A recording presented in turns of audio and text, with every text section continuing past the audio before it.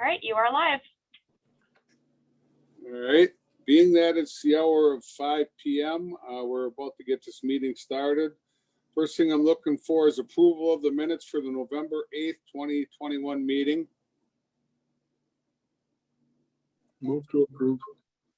Motion, we have a motion and a second. All those in favor say aye. Aye. Opposed? All right. First item of business, 082721. Communication sponsored by Alder Horton on behalf of the Parks, Recreation, and Cultural Service Board, creating an Adopt a Park program. Recommendation of the Park and Rec Committee is to approve. So I'm going to say, Mr. Horton, would you like to speak to this item? Yeah, Chairman Coe, I was just looking at my notes. I was actually absent at the last meeting, but before that, we brought it up. So I just want to get, if we can, I want to get those notes so I can give you guys an overview of what is all the details are. Is this something you want? Yes. You want to defer? If we can until the end of the agenda, I'll have the notes up if we can come back to it so I can speak on it. Because I mean, I don't foresee any hurry in this if you wanted to defer it another meeting also. So it's up to you. But we'll, okay, all right. I should have the notes in a few. All right, so the next item of business is 090121. Communication submitting an application for a Class B retail fermented malt beverage and intoxicating liquor license for Sleepy Lounge LLC, doing business as Sleepy Lounge, located at 1641 Douglas Avenue, Monica Dixon, agent, 4th District. So we have Ms. Dixon on. Yes. All right. Nu, could you swear in the applicant, please? Sure, I can do that. Ms. Dixon, would you please raise your right hand? Okay. Do you swear to tell the truth, the whole truth, and nothing but the truth, so help you God? Yes. We are here on your application today. You will have a chance to tell the committee about your business and why you are applying for this license. After that, I will summarize the Good Neighbors report, and the chair will check to see if city staff has any information to add. The committee may then ask some questions of you. Now, please go ahead and tell us about your business. Okay, Mark is on here as well, who's the actual owner of the establishment. But it's going to be a bar, neighborhood bar. Hopefully just to the neighborhood. We're gonna plan on catering to an older crowd because I'm older. Mark is in his 40s. It's new to me, of course, you know, but I'm not afraid of a challenge, and I've been doing a lot of research and getting all excited. I'm gonna be going over and talking to like the bakery next door and things of sort.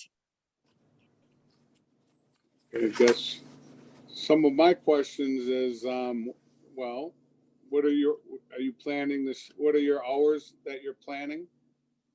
Right now, I think we're gonna open like 4 in the evenings, maybe, or 6. I haven't really quite gotten that 100% down yet. If it's anything earlier, it would be on the weekends, not during the week. If I would open up on a Saturday, probably at 3 o'clock, but for the most part, between 4 and 5 during the week. And what time do you plan on closing? During the week, hopefully by midnight, and on weekends, 2 o'clock. All right. Well, there's been a lot of concerns over there, and I'm worried about, you don't really have any type of security plan, and there was problems at that establishment before. And I guess I would like some sort of more concrete plan that what you guys plan on doing before you get open. I mean, I'll let the other committee members, if they have any questions to ask, but I have concerns, you know, not having any experience. If something comes up, what are you going to do? Well, I really have a lot of close relationship with a lot of officers, so I'm known to ask lots of questions when I don't know something. There is a security camera in place. We're planning on having securities on, you know, staff, but we haven't gotten to any staff at this point yet, so. I'm going to open this up to other questions. Alder Trillian.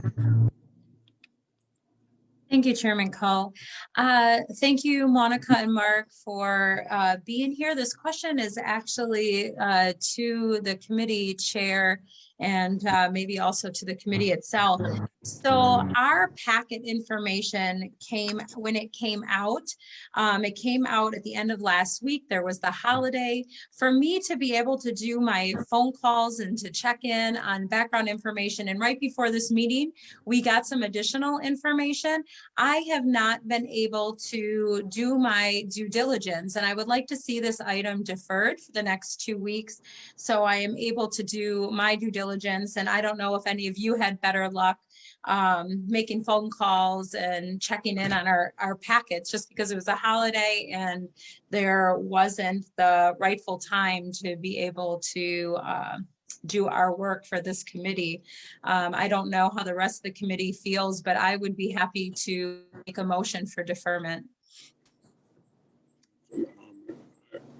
Any other questions from any of the committee members?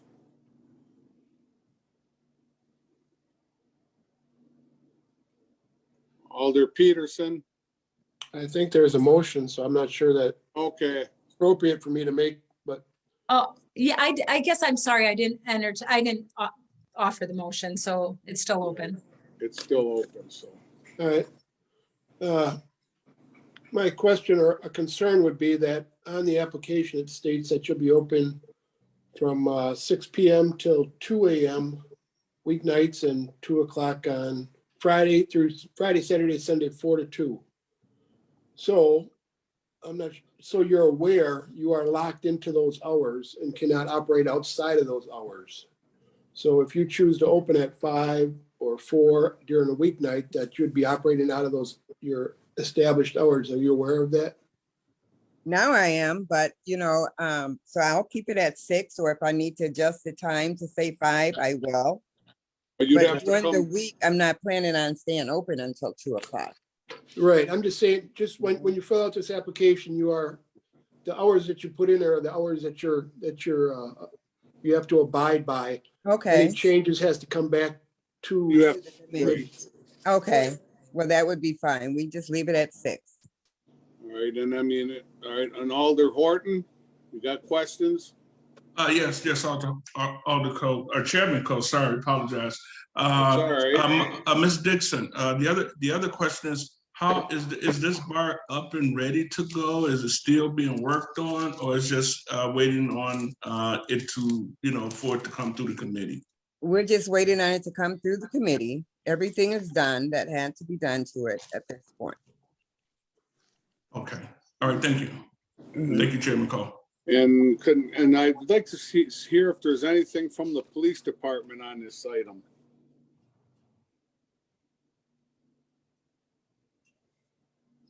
I spoke with Monica at the Good Neighbors meeting. I gave her some advice as far as that specific location. There's kind of twofold. There's not a lot of residential issues in that neighborhood just because there's a lot of businesses. But so, I mean, it's good on that part, but it's also bad because with it being in between a lot of a parking lot and then an apartment complex, that could pose an issue where some of the patrons that come and go might find it easier to loiter outside. So I made that quite clear to her that security cameras and her security staff itself would be instrumental in taking care of that issue before we even get started. So when she says that she doesn't have her security staff in place, for me, that would be one of my main concerns, is that she gets that up and running and then gets them up to speed on what their tasks actually are going to be. I guess I got another question on here. It says Mark Gill opened, he had King Daddy's 1 and 2. Somehow he's associated with this. What kind of police calls did we have for that establishment? In doing some search on King Daddy, and again,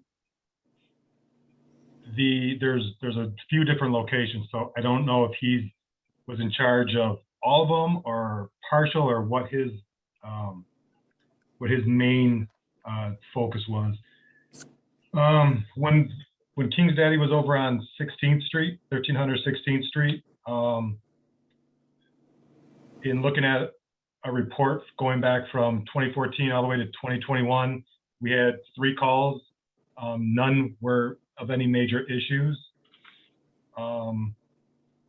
In looking at Tropical Paradise, and I know that that location, there was different owners. So again, I don't know exactly when they were associated with it, but going back again, 2016 to 2021, there was some issues with fights and some shootings. Again, I would have to be told exactly when he operated.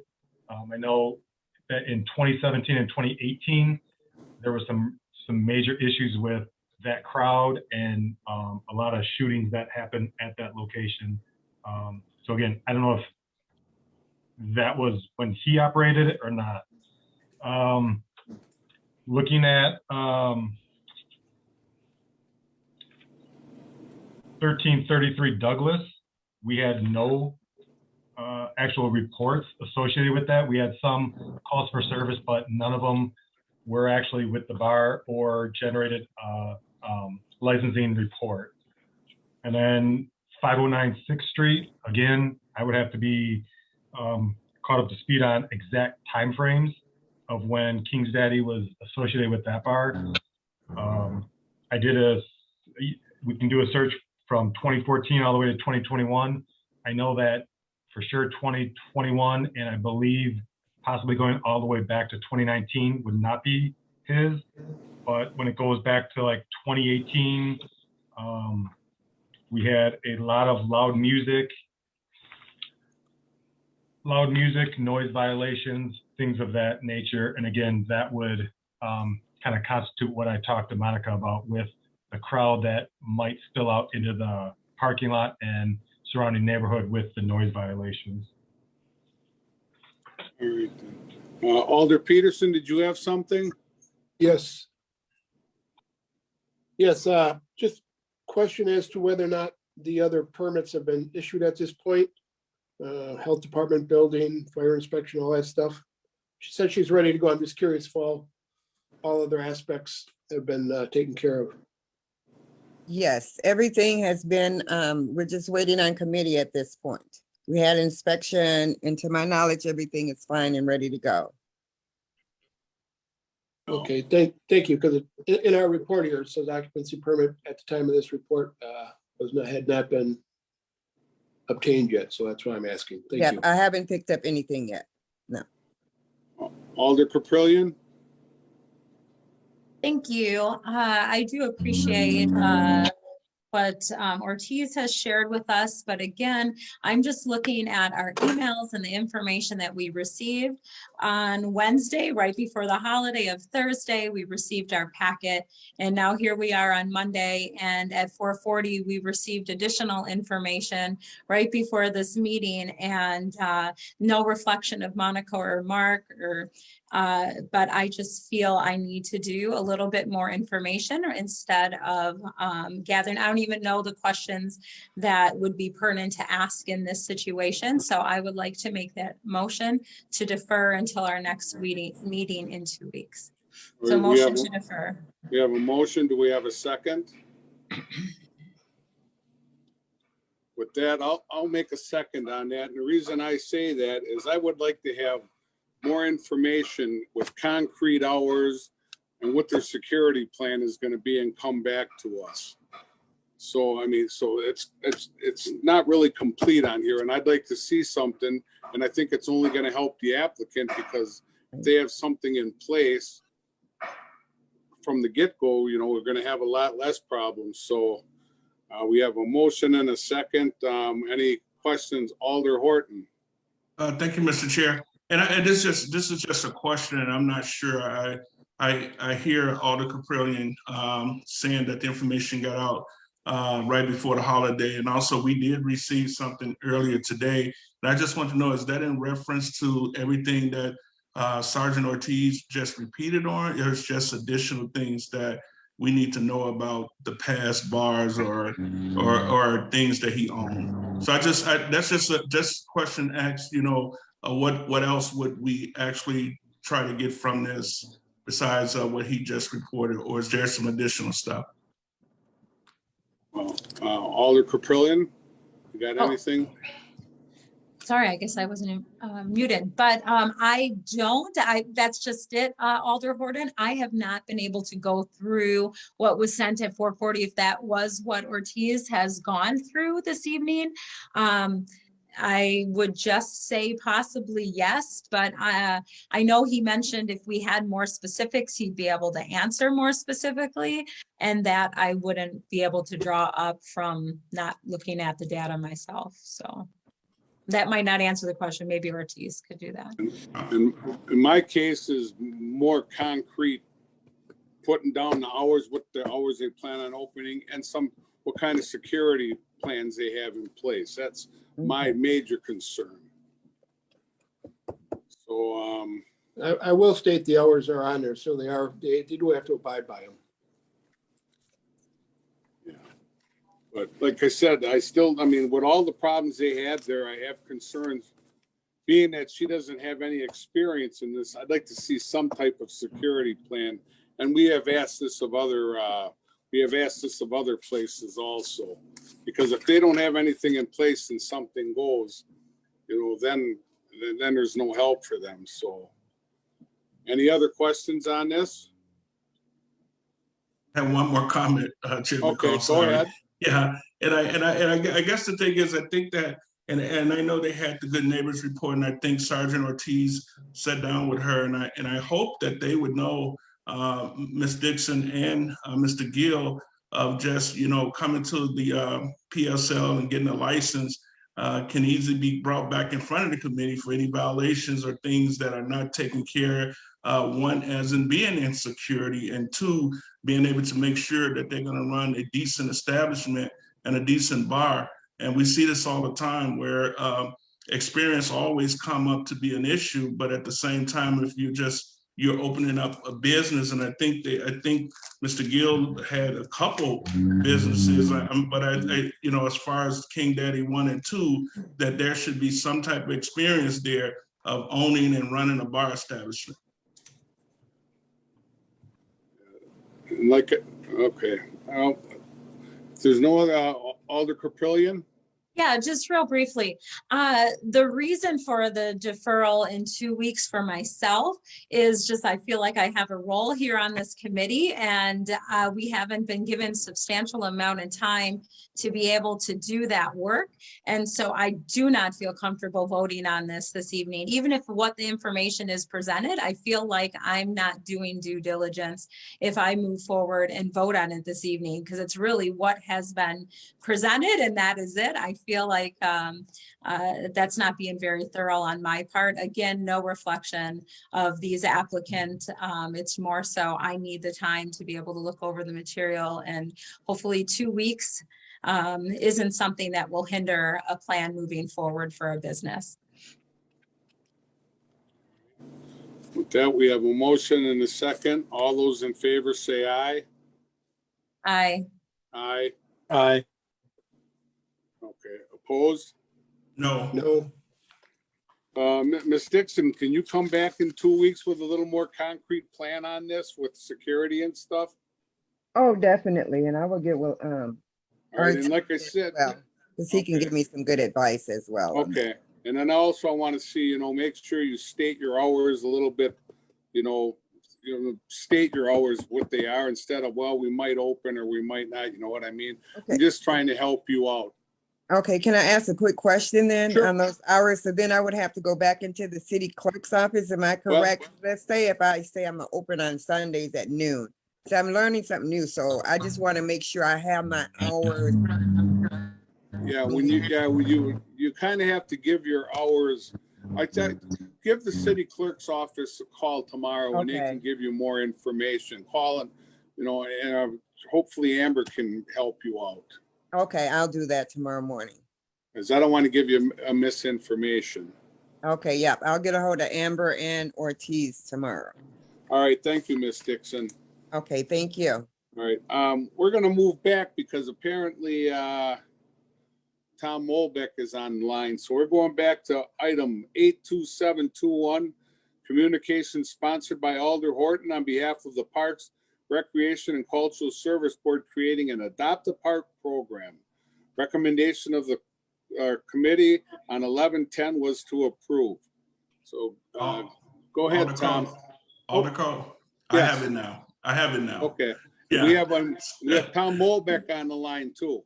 Okay, so anything I miss out, Tom, please, chime in. But basically, this Adopt a Park program is to build a sense of community pride where local churches and businesses adopt a park, cleaning up the park, making sure that the park that they adopt that are taken care of, almost like an adopt a highway type model. But this is just bringing the community together. Any church or business could adopt a park, and whatever park they choose to adopt, and it's adopted, we would ask that they make sure that it's a friendly environment, clean, pick up some of the trash, additional trash that would be in the park area, and just to make sure our parks are clean and that our kids, and not only our kids, but other people can go out and enjoy the parks and the scene. Okay, I guess I'll have a question on that. How many parks are we talking about here? Because we have quite a few. Just want to see what our big, small. So Tom, you're on the phone there? Amber, do we have Tom? He's on. Tom, can you hear us? Can you hear me? Yes. So you can hear me right now? Yes. Okay. So yeah, this program started off a few years back as Adopt a Park or Adopt a River. What we wanted to do was extend that so that the river that was inside the park, it'd be the river and the park. Right now we have probably about 30 parks that we want to use as a Adopt a Park program at this moment. And with the switch over from Adopt the River to Adopt the Park, we currently have, I think, 15 different parks that are already set up for this. We're just waiting for it to be created as Adopt the Park, and then a new contract be created for Adopt the Park for these 17 or 15 or 17 parks that are already started to start the year off in January. Okay. So any questions from any of the committee members? Alder Caprillion and then Alder Perez? You're not on. You're on mute. I think Alder Perez had his hand up first, and I'll Okay, go ahead I'm and sorry. follow up. No, that's okay. Alder Perez? Thank you, Chairman Coe. Tom, I like the idea, but are we doing this because we no longer have staff that can clean our parks? What's the motivation behind this other than volunteerism? I'm kind of concerned because we've invested a lot in our parks and now we're asking volunteers to come clean them up. What's going on? Well, it all started kind of in regards to Make a Difference Day, and I forgot the other one that's tied in. It's one's in the spring and one's in the fall. And we just tied it in where there's a lot of organizations out there, whether they're Girl Scout, Boy Scouts, churches, businesses that wanted to give back to the community. They wanted to clean up, do things in the parks. So we started to kind of develop this twice a year thing during the normal pickup days. And to give the example, Make a Difference Day. And we generated this year-long kind of contract where they have the ability to go in. To give an example, at Lockwood Park, which I know is in your district, we have a group that works with us across the street. There's a Lutheran church. They've come over, they have put together a pollinator garden, they've put together a rain garden, and they've used the school to bring them over, not only to help clean up, but to educate the kids on the pollinated garden. We want to make that park even more what they're looking at doing. And we're actually going to be meeting with them after the first of the year once a month to create more ideas and activities that could be at Lockwood Park, not only just there, but at the other 15. So there's people out there that actually want to help and have some value to their either a large park that's in their area or a neighborhood park that's on the corner in their neighborhood. And we found out that the more that kids are involved or the adults that are involved, that there's some value to that park to them. And the hope too is that less negative activity would be there and more positive would be there. Any other questions, Alder Perez? All right, Alder Caprillion. Thanks. This question is for Director Molbeck, and I will have a follow-up after the question. So is this Adopt a Park program what was in place currently at the time, just this April when I got elected? Or is this something different? Missed the first part of your question. Okay. When I was elected just this past April, I had contacted your office for Adopt a Park. Is this the same program, or was that kind of unofficial? Now this makes it official, or is there something different? Yeah, the reason why it's going through committee right now and through council is we didn't know that the name change from Adopt a Park or Adopt the River to Adopt a Park would require us to change any of the information really in the contract. So what we did is we asked for a couple changes, and the city attorney's office recommended us to go through this process to make it legit. So yes, it was what you were hearing from us, and yes, we're trying to make it legit going into January 2022. Thank you. So I just want to make a few comments about that, and hopefully that there's going to be the appropriate staff to be able to man it, because I will tell you there was some difficulties with myself calling and trying to adopt a park at the time. I think once I got connected with somebody, and then after that, no communication got followed up. So I wasn't getting return calls or email. And then, so if you could look into that, or hopefully that's tightened up a little bit.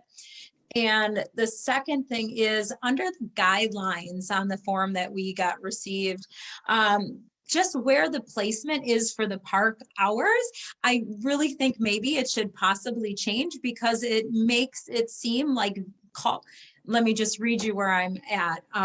If you would like to request an area to adopt that is not listed, please contact the Parks and Rec and Cultural Service Department. Park hours are 6 a.m. to 10 p.m. So it sounds like that's when you could contact the Park and Rec Department. So I think that's a little misplaced, unless you're telling me that availability for somebody to call and inquire could be between the 6 a.m. to 10 p.m. hours. That's the first bullet under the guidelines. No, that is the intent of what hours the parks are actually open. So I assume so. Yeah. We do have someone in our office that I'm not sure exactly, Alder Caprillion, when you actually came aboard, but we do have someone that is solely involved and is responsible for this program in our office. Okay, well, very good. I hope that more attention and getting those calls back, are happening, so this program can be fruitful. But just, maybe just changing out that first bullet point. And I think if we do approve this, do we need to mention an amendment to that, or is that something they can do just back at office?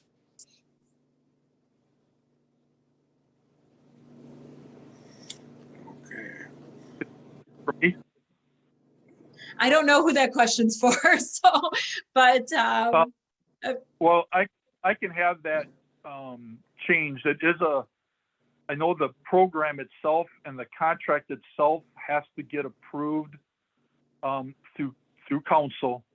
But I know that policies and procedures that aren't ordinances can be changed within departments, but I will make sure that is changed and sent over for our request to get a contract completed and ready for January, that Mhm. they'll know that. Okay, and I think you'll know where the, like I said, it's just that very first bullet. It seems a little misplaced and a little misleading. So, and that was it for me. So, I mean, I would be happy. I know we have another hand up, but when it comes, I don't think we need to mention amendment. I think we just can move to approve. Okay, that was it for me. Thank you. Alder Peterson. Hi, Mr. Mobic. Thanks for being here. Just for clarification, I think this is just an enhancement. It's not to replace any responsibilities for city workers, correct? It's more of just an enhancement and more of a personal hands-on, more of a community engagement, correct? That is correct. Thank you. Any other questions from any of the committee members? Otherwise, I'd entertain a motion. I would like to make a motion to approve the Adopt a Park program. We have a Alder motion. Caprillion, second. Okay, we have a motion and a second. Any questions? All those in favor say aye. Aye. Aye. Opposed? None? Good. Moving forward. Items. Thanks, Tom. Item 91721, communication submitting an application for a Class B retail fermented malt beverage and intoxicating liquor license for KMO Diversified Holdings LLC, doing business as Hillside Entertainment, located at 1400 13th Street. Kevin Lordlakis, agent, 3rd District. We have the applicant on. He's on. 1 second. I'm asking him to unmute. I'm here. All right, Nu, could we swear the applicant in, please? Sure. Mr. Alakis, if you could raise your right hand, please. I'm here. Do you swear to tell the truth, the whole truth, and nothing but the truth, so help you God? Absolutely. The committee is here on your application today. You will have a chance to tell the committee about your business and why you are applying for this license. After that, I will summarize the Good Neighbors report, and the chair will check to see if city staff has any information to add. The committee may also ask questions of you. Now, please go ahead and tell us about your business. Well, okay. Just trying to kick off where to start with this. It's kind of been a vision of mine for some time. I'm kind of semi-retired. This business has been in my family. This type of business has been in my family for many years. My grandfather owned a tavern in Halsted Street in Chicago. When I was growing up, I bartended my way through college, and ever since going through college and out the other side, it's now that I'm retiring after 40 years of social work, I have decided to do something completely different. And so when I saw the building, and it was one of those situations where 17,000 square feet of open space, it just rang a lot of bells for me on what we could do with a place like that. So that's why we're moving ahead with it. And I have some plans to do some alterations and get it on open. So that's kind of where I'm at. I'm more than happy to entertain other questions. I guess first question is, I mean, I'm seeing you don't have much experience. I'm looking at this. Looks like you have a lot of plans for this place. Can you expand on what you said you're going to have large events and stuff like that. Can you expand on that for me? Well, it would be more targeted type things, such as, it's like I said, I'm looking at 17,000 square foot of open space. And if I want to target to select type groups, like, well, let's want to hold an Antiques Roadshow in there for the local community, or if a science fiction group wants to come in and have a 3-day shindig on all things Star Trek and Star Wars, they could do that. I had always thought there'd be a great place in the dead of winter for kids to come with their parents and fly drones on a weekend. 17,000 feet of square open space. Slowly to convert those bowling alleys after a period of time to flat space to be able to have bands in there and be able to other forms of entertainment. So it's a lot of different visions, a lot of things that we can switch off into, but I want to keep it as wide open as possible so I can entertain as many things as possible.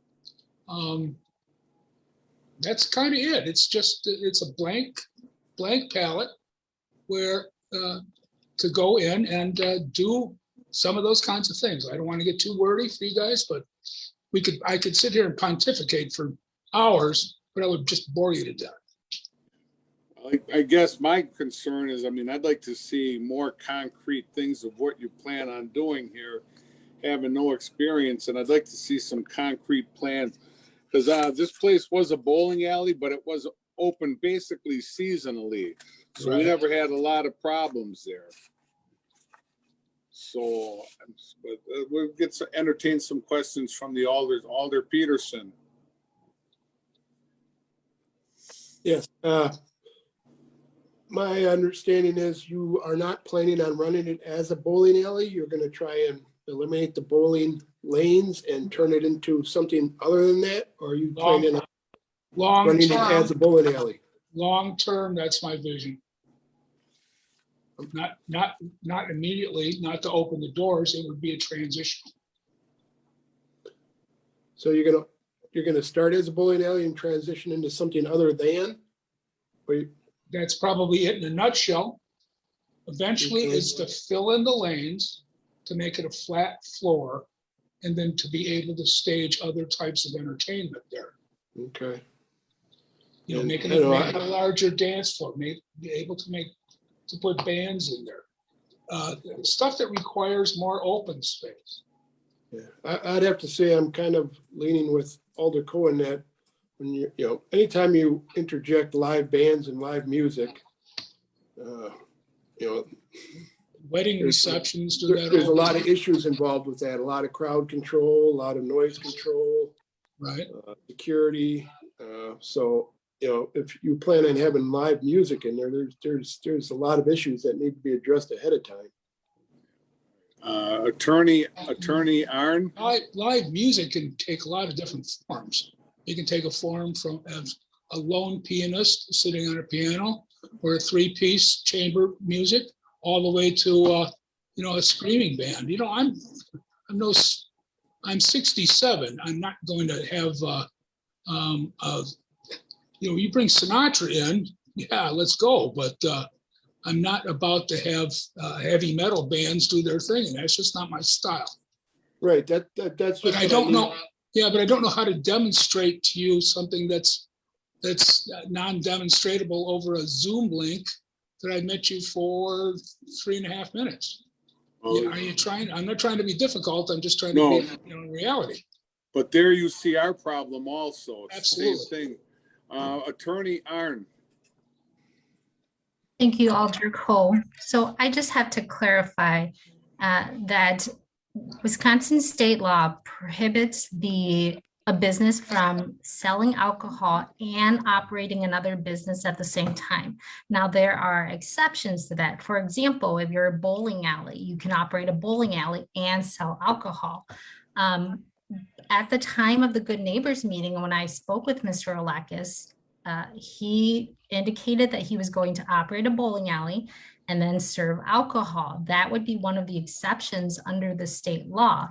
Now, everything that he just mentioned to the committee about hosting a science fiction group, possibly a rodeo antique show, flying drones as part of a family event, those may not fall under the exception for state law. So you can't have another business as well as sell alcohol at the same premises. That's prohibited. So at this point, if in fact that might be the plan in the future, then it might be worth it for Mr. Olakis to attend another Good Neighbors meeting and clarify exactly what his plans are so that I can ensure the committee that it would not be prohibited by state law to grant this license. At this point, I'm not certain that it is, because it sounds like his plans may have changed from when we met at the Good Neighbors meeting. So I would ask the committee to consider deferring this item. Mr. Orlakis, would you be okay coming back and clarifying and solidifying your plan to us? That would help us a lot. I can always do that. All right, then, so I would entertain a motion. Motion to defer. Second. All right, we have a motion and a second. Nu, you still have your hand up. You got anything else? Oh, I would just ask Mr. Olakis to contact me. We can schedule another Good Neighbors meeting before the committee meets again. Thank you. Thank you. All right, so we have a motion and a second. All those in favor say aye. Aye. Aye. Opposed? No. All right, moving on. Communication, item 95321, communication, submitting an application for a Class B retail fermented malt beverage and intoxicating liquor license for El Pueblito Mexican Restaurant LLC, doing business as El Pueblito Mexican Restaurant located at 6116 Regency West Drive, Racine, Wisconsin. Jennifer Rios Araro, agent, 14th District. Do we have the agent online? Yes. And could we swear the applicant in?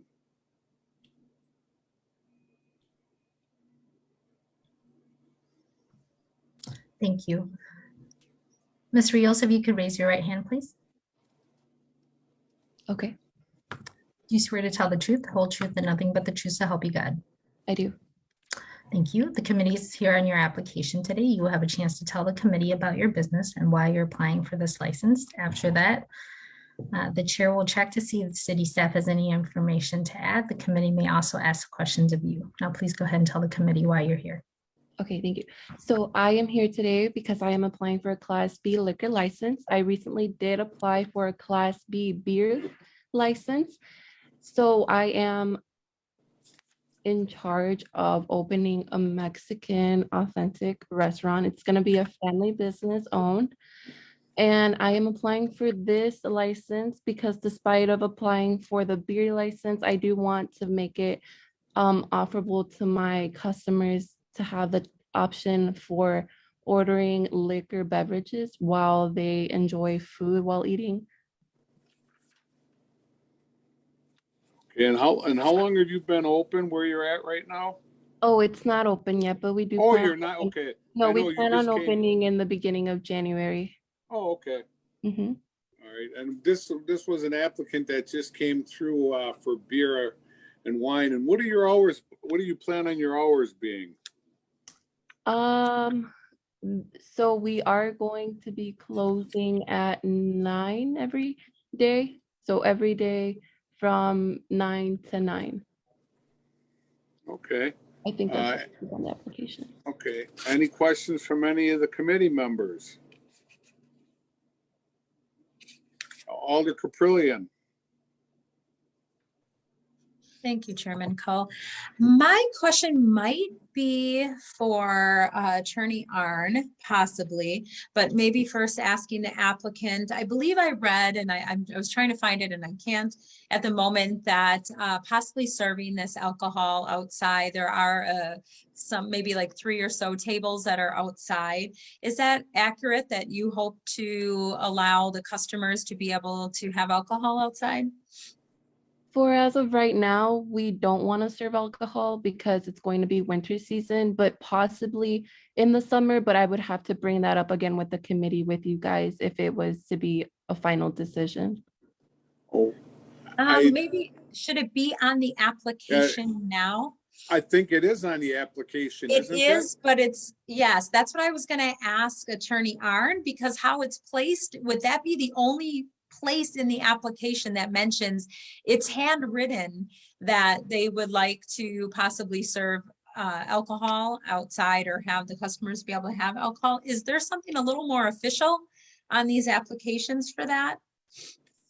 So I'm not sure if this is the same application as the beer license. I believe what they did was just submit a new cover sheet where the liquor box was checked, and then it was the same application that was submitted to the committee last time. And if the committee will recall, this was an issue that I raised to both the committee and the applicant and informed them that they can't sell alcohol outside as part of the premises until it gets approved by the applicant. And the premise description was changed with the last one. So I would ask that if the committee were to approve the application, that it would be the same premise description as the beer license that was approved, which would not include the outside portion at this point, because she does not intend to open that part right now.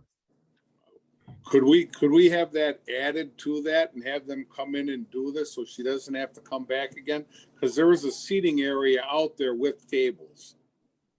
Well, I think what the committee can do is just approve the application with the amendment that the premise description be the same as the existing Class B premises, the small Class B. Right, but what I'm asking is she would have to come back to amend the outside again. Am I correct? And I was trying to avoid that. Correct. So she stated, if I recall at the Good Neighbors meeting, that she was not prepared to do that at this time. She states that she has plans for that perhaps in the future. That's why there wasn't a specific, with the last application anyway, there wasn't a specific description or a drawing or map of that area. So that's why she agreed to just keep the premise description to the indoor area. She stated that when she is ready to sell outdoors, that she would come back and ask the committee at that time, but she did not want to do that right now. Okay, so are you okay with that? Yes. Okay, because like I said, I was trying to help you out and get her done here. All right, so do we have any other questions or concerns from the Alder Caprillion?